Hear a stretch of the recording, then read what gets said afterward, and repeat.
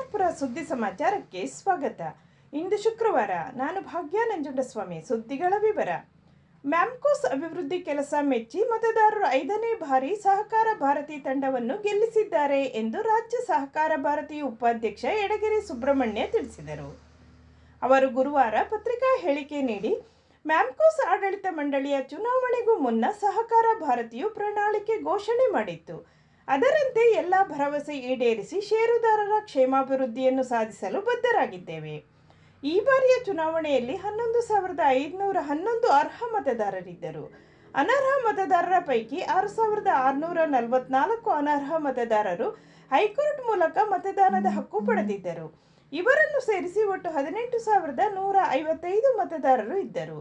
ಈ ಪೈಕಿ 12,180 ಮತದಾರರು ಮಾತ್ರ ಮತ ನೀಡಿದ್ದು ,67% ಮತದಾನವಾಗಿದೆ.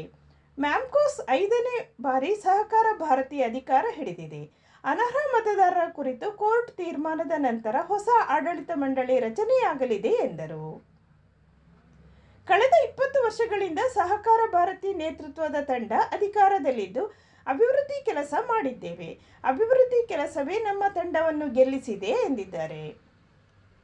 ಕಾನೂರು ವಿವಿಧೋದ್ದೇಶ ಪ್ರಾಥಮಿಕ ಕೃಷಿ ಗ್ರಾಮೀಣ ಸಹಕಾರ ಸಂಘದ ಅಧ್ಯಕ್ಷರಾಗಿ ಒಗಡೆ ಸುಧಾಕರ ಹಾಗೂ ಉಪಾಧ್ಯಕ್ಷರಾಗಿ ಟಿ ಹಿರಿಯಣ್ಣ ಅವಿರೋಧವಾಗಿ ಆಯ್ಕೆಯಾದರು. ಗುರುವಾರ ಕಾನೂರು ಸಹಕಾರ ಸಂಘದ ಕಚೇರಿಯ ಆವರಣದಲ್ಲಿ ಆಡಳಿತ ಮಂಡಳಿಯ ಅಧ್ಯಕ್ಷ ಉಪಾಧ್ಯಕ್ಷರ ಚುನಾವಣಾ ಪ್ರಕ್ರಿಯೆ ನಡೆಯಿತು. ನಿರ್ದೇಶಕರಾದ ಒಗಡೆ ಸುಧಾಕರ ಅವರು ಅಧ್ಯಕ್ಷ ಸ್ಥಾನಕ್ಕೆ ಹಾಗೂ ಟಿ ಹಿರಿಯಣ್ಣ ಉಪಾಧ್ಯಕ್ಷ ಸ್ಥಾನಕ್ಕೆ ನಾಮಪತ್ರ ಸಲ್ಲಿಸಿದರು. ಇಬ್ಬರೇ ನಾಮಪತ್ರ ಸಲ್ಲಿಸಿದ್ದರಿಂದ ಇಬ್ಬರೂ ಅವಿರೋಧವಾಗಿ ಆಯ್ಕೆಯಾಗಿದ್ದಾರೆ ಎಂದು ಚುನಾವಣಾಧಿಕಾರಿಯಾಗಿದ್ದ ಸಿಜೆ ಶಿವಕುಮಾರ್ ಘೋಷಣೆ ಮಾಡಿದರು. ಈ ಸಂದರ್ಭದಲ್ಲಿ ಕಾನೂರು ಸಹಕಾರ ಸಂಘದ ಮುಖ್ಯ ಕಾರ್ಯನಿರ್ವಹಣಾಧಿಕಾರಿ ಸುಫೀಲ್ ಇದ್ದರು. ನಂತರ ನೂತನ ಅಧ್ಯಕ್ಷ ಉಪಾಧ್ಯಕ್ಷರಿಗೆ ಅಭಿನಂದಿಸುವ ಕಾರ್ಯಕ್ರಮ ನಡೆಯಿತು. ಬಿಜೆಪಿ ಪಕ್ಷದ ಮುಖಂಡರಾದ ಎಂಎನ್ ನಾಗೇಶ್, ಶಂಕರನಾರಾಯಣ ಭಟ್, ಪಿಸಿಎಲ್ಡಿ ಬ್ಯಾಂಕಿನ ನಿರ್ದೇಶಕರುಗಳಾದ ಸಂದೇಶ್, ಜಯಪಾಲ್, ಡಿಸಿಸಿ ಬ್ಯಾಂಕಿನ ನಿರ್ದೇಶಕ ಸಂದೀಪ್, ಶಿವಮೊಗ್ಗ ಶಾರದಾ ಸೊಸೈಟಿಯ ನಿರ್ದೇಶಕ ಕೆಆರ್ ಶಿವಕುಮಾರ್, ಕಾನೂರು ಸಹಕಾರ ಸಂಘದ ನೂತನ ನಿರ್ದೇಶಕರುಗಳು ಭಾಗವಹಿಸಿ ನೂತನ ಅಧ್ಯಕ್ಷ ಉಪಾಧ್ಯಕ್ಷರಿಗೆ ಅಭಿನಂದಿಸಿದರು. ಎಲ್ಲರಿಗೂ ನನ್ನ ಪರವಾಗಿ ಹೃತ್ಪೂರ್ವಕವಾದ ಧನ್ಯವಾದಗಳು. ನರಸಿಂಹರಾಜಪುರ ಪಟ್ಟಣದ ವ್ಯಾಪ್ತಿಯಲ್ಲಿ 30 ಸ್ವಸಹಾಯ ಸಂಘಗಳಿದ್ದು ನೀರು ಮತ್ತು ಕಂದಾಯ ವಸೂಲಾತಿಗೆ ಕಾಮಧೇನು ಸ್ವಸಹಾಯ ಸಂಘ ಒಪ್ಪಿಗೆ ಸೂಚಿಸಿದೆ ಎಂದು ಸಮುದಾಯ ಸಂಘಟಕಾಧಿಕಾರಿ ಲಕ್ಷ್ಮಣಗೌಡ ತಿಳಿಸಿದರು.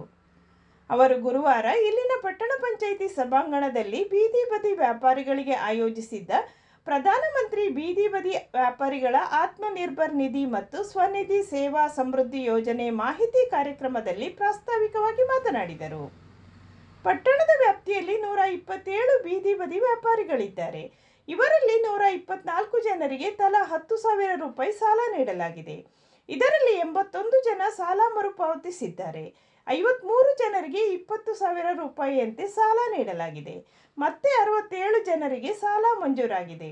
11 ಜನರು 50,000 ರೂಪಾಯಿಯಂತೆ ಸಾಲ ಪಡೆದುಕೊಂಡಿದ್ದಾರೆ ಎಂದರು. ಪಟ್ಟಣ ಪಂಚಾಯಿತಿ ಸ್ಥಾಯಿ ಸಮಿತಿ ಅಧ್ಯಕ್ಷ ಪ್ರಶಾಂತ್ ಶೆಟ್ಟಿ ಮಾತನಾಡಿ, ಬೀದಿ ಬದಿ ವ್ಯಾಪಾರಿಗಳು ಸಂಘ ರಚಿಸಿಕೊಂಡು ಸರ್ಕಾರದ ಯೋಜನೆಗಳನ್ನು ಸದುಪಯೋಗ ಪಡೆದುಕೊಳ್ಳಬೇಕು ಎಂದು ಸಲಹೆ ನೀಡಿದರು.